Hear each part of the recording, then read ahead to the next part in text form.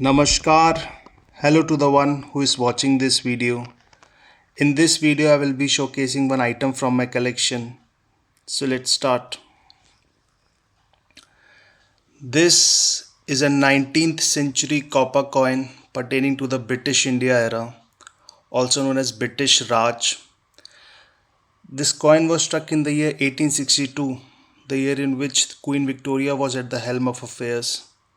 Also, some pertinent events took place in this year, like the Indian Stock Transfer Act came into effect, Fort George in Mumbai was destroyed, and also Calcutta High Court was established in the same year, etc. Now, coming to the elementary details of the coin, as you can see, the denomination is 1/4 anna. The year is 1862.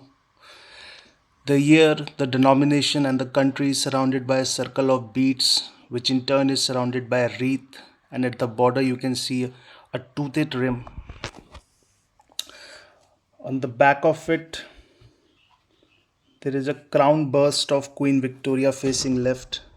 Along with it, there is a lettering Victoria Queen. The engraver of this coin is Mr. William Vaughan.